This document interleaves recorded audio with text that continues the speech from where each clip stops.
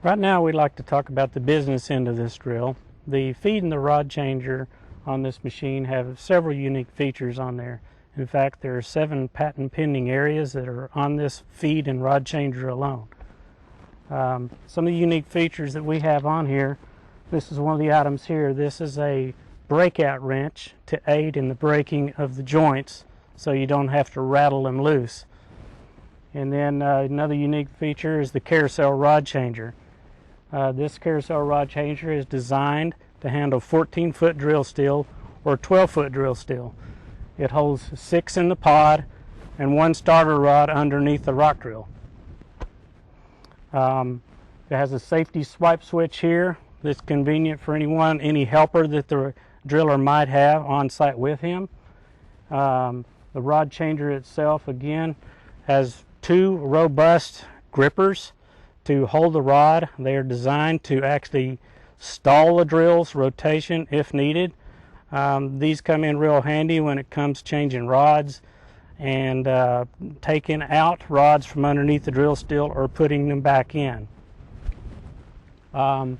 We have up here we have a rod catcher that is new on the machines, so that if you are in a sequence and you mess up a little bit maybe and you let go of one of the rods accidentally, then it can be caught and it doesn't fall towards the cab. The rock drill that we have on this machine, it comes in 3 basic sizes: a 51 millimeter, a 60 millimeter, and a 68 millimeter. The pistons inside the hammers are designed specifically for each cross section of each rod so the waveform is matched properly. It has a patented hose tensioning device on the top up here above the rod changer. Much easier to tension the hoses to keep them from, when you're moving up and down the feed, actually falling off of the drums, is what you might see in the field with some of the older units or a competitor unit. Another enhancement that we have on some of the wear guides on the machine are some eccentric cam followers to help easily be able to adjust wear with just 1 or 2 tools in your hand. There's also a hose sheaves up there that are individual for each one of the hoses that are on the very top. That keeps the wear off of the hoses.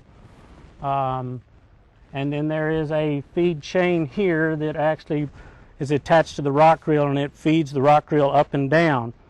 Up at the very top, the sprocket for tensioning up there is hydraulically tensioned so that the chain stays tight at all times.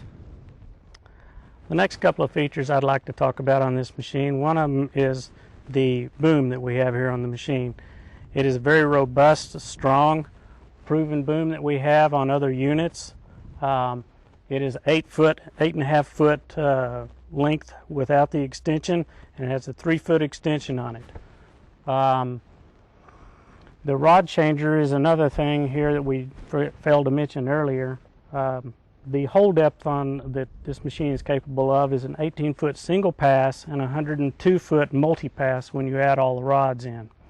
The boom, going back to the boom can swing to the right 25 degrees and about 15 degrees to the left. With the 3-foot extension, you can see that you have a whole large hole pattern coverage here. You can catch multiple holes on your setup without having to reposition your track drill itself. The next feature we'd like to talk about would be the cab. The cab is actually the cab off a excavator that Caterpillar has used. They put a lot of work into ergonomics. The control layout is very user-friendly. Dual controls on the joysticks. Joysticks are primarily used for drilling and rod change functions. The tramming is done hydraulically, hydraulic pilot operated. It can be done by handles with your hands or with your feet. Or you can set up and you can tram with your feet if you feel that's easier for you. There's a foot switch in the floor for the auto greaser for the thread joints. There's a monitor screen here with multiple screens for engine health and various monitoring systems. Standard in this cab is a AM/FM radio with auxiliary jack, and then also the air conditioner controls are back here as well. Air conditioner and heater controls. The glass on the side door of the cab over here actually is in two pieces, and one can slide forward, one can slide back to allow air to come through if you don't want to run your air conditioner. Some of the other features in the cab, back behind and to the left of the seat is a removable panel, and behind the panel are your fuses for the machine. And then behind the seat, which you can't see from here, is an area behind it for the driller's lunchbox. Back here is a coat hook, and then behind that is a glass hammer for breaking your glass to get out if you're trapped in the cab.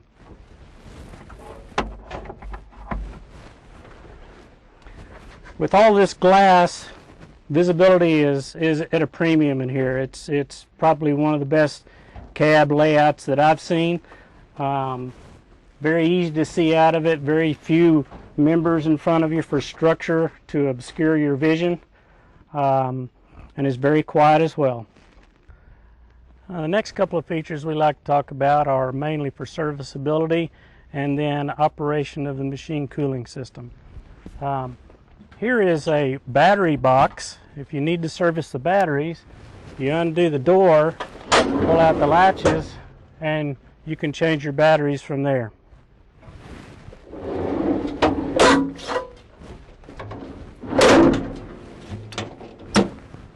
The next thing is the hydraulic tank.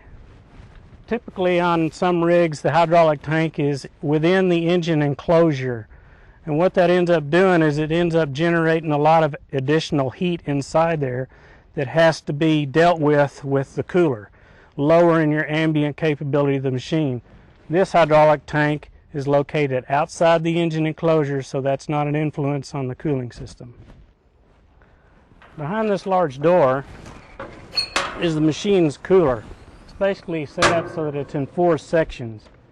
The reason for doing it in 4 sections is so you don't have cooler cores laying on top of each other, and when they're stacked like that, it's hard to clean them effectively, especially the one furthest from you. So the fact that these are laid out side by side like this makes it a lot easier for the service guys to clean the cooler for you. We maximize the airflow around here so there's no recirculation of hot air, using baffles all the way around the cooler. And then back over here is the main power battery disconnect switch, which is located pretty close right here to the battery slide out tray. Now we're back here at the back of the machine. If you've noticed that we have very large access doors for serviceability on this rig, you can literally open this up and get in there pretty much to work on anything you need to without having to climb in there.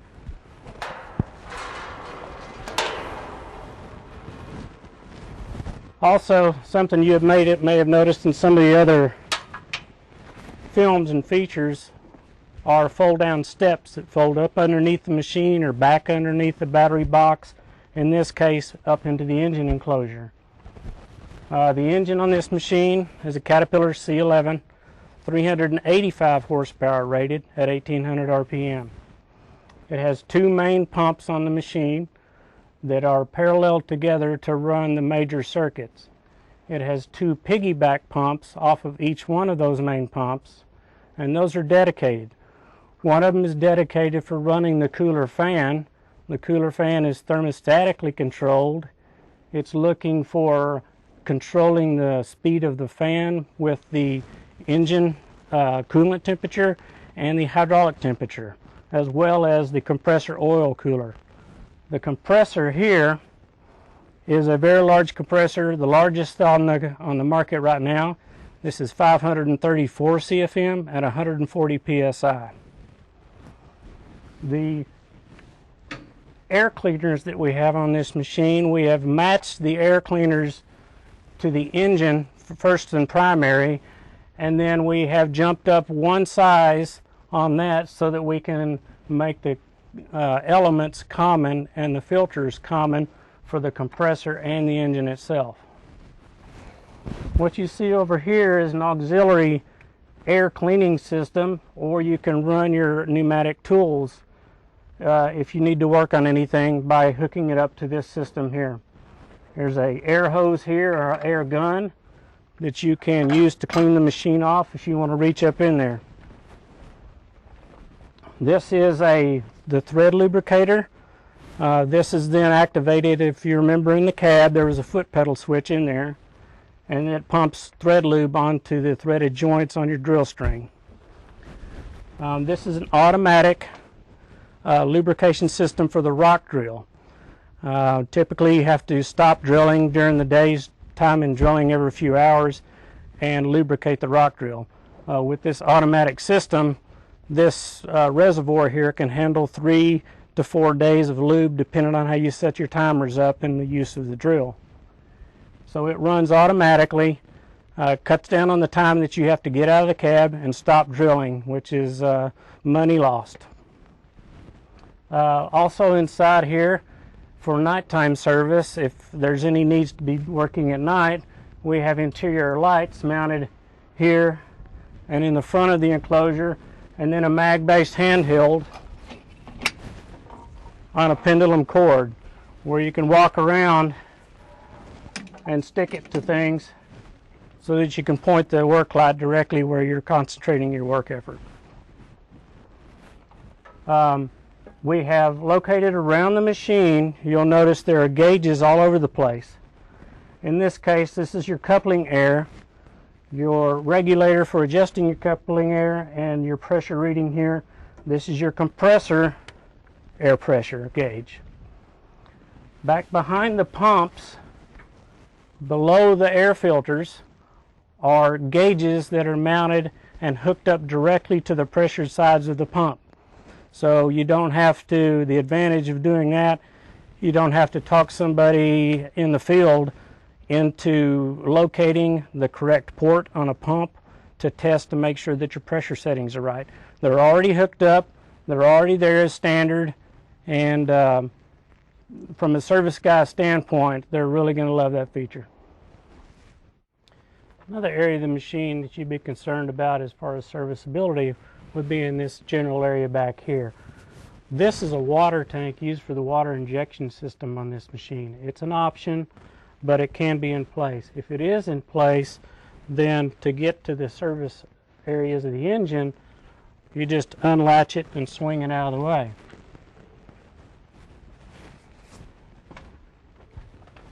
Now once you're in here, you're looking at some of the service areas that you would normally have to go through, which would be the engine oil filters. The starter is over here, the fill neck for the engine and the dipstick are right here, and there's a main on-off valve for the air system right here. So a lot of the functions that you would normally be dealing with and working on infrequently would be in this area. This is a boom valve that controls all the boom functions, and if you remember, the boom is outside the machine out here. If you notice, I've stepped out of that area to look at the boom. One of the things we've done to address that is we have a camera out on the boom and a screen right here. This screen would normally be stored in the cab. There's an area behind the seat for that. And then you bring it out here, hook up your camera, connect your cable to it, and you can see the boom functions out here. So if you want to know if you've got a hydraulic problem or electrical problem, you can come back here and start actuating the handles, and you can watch your functions here and it helps you troubleshoot and find the problem.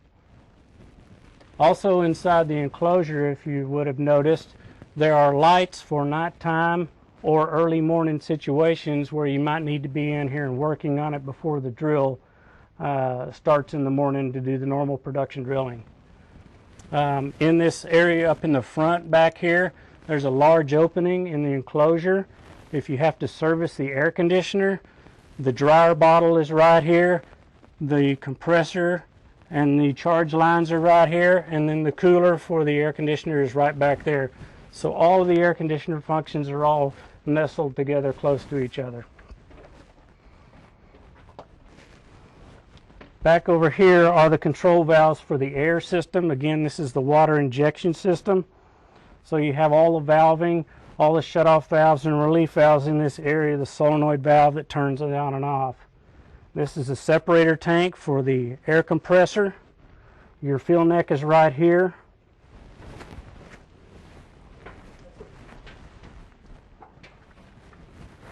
Your sight glass is right here to know if you have it filled properly and to check it every morning. And that's the service end of the inside of the drill. One of the other areas on the machine is the dust collector. When you're drilling with compressed air, which is normal drilling in quarry or construction type or mining environments, you're flushing the hole out, and to collect all the dust and control it, you have a dust collector. The dust collector then runs through this big long hose, pulling a vacuum that's basically got a dust spot situated over the hole you're drilling. It's collecting the fines and all the large cuttings. Then they come up over here into a new cyclone separator that we have, where the cyclonic action alone in there, when the cuttings come in there at a high velocity, they reach a larger cross-sectional area, and the larger, heavier cuttings fall out and settle out down the bottom, and they come out the bottom chute. Then the fines come up into this dust collector, and they're separated out with filters. This dust collector is rated for about an 8-inch hole optimally, but for this application we've got it pulling a little bit better than what we need it to. It'll pull about 1300 CFM is what it's rated for. This chute that you see here that's bolted on actually is removable by one person. If you're shipping or transporting the machine from one site to another, you just pull this dust collector off, or this dust collector chute off, and then put it on the truck with the rig. You've noticed there's a bunch of steps around the machine for access to the different areas that you would be working on. Now, there's always 3-point connections for safety. This is a platform usually used by a service guy. Let's say if he's got a trouble with electronics or something's gone wrong and he needs to get it off the bench so they can do a blast, he can come up here and manually take the rig by these tramming handles off the bench or back to the shop to work on it. Back behind this panel is the dust collector timer board. You literally take these thumb screws out, roll the cover back, and you can get into the timer board if you need to change the timer settings for your dust collector depending on the type of media that you're having to separate out.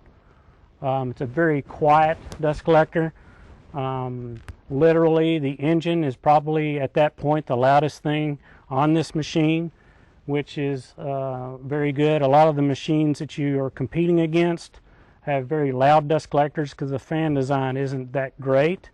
It creates a lot of noise. This one is really quiet. When it's running and you're standing here, you can't even hear it. So to wrap up, I think the important things that we've tried to emphasize is serviceability mainly, operator comfort. We've tried to upgrade and give features that other people don't have to give you that competitive advantage. The rod changer alone, with all those features and benefits we had on there, there's many we didn't patent, but there are patents out there that give you that competitive edge that others won't have.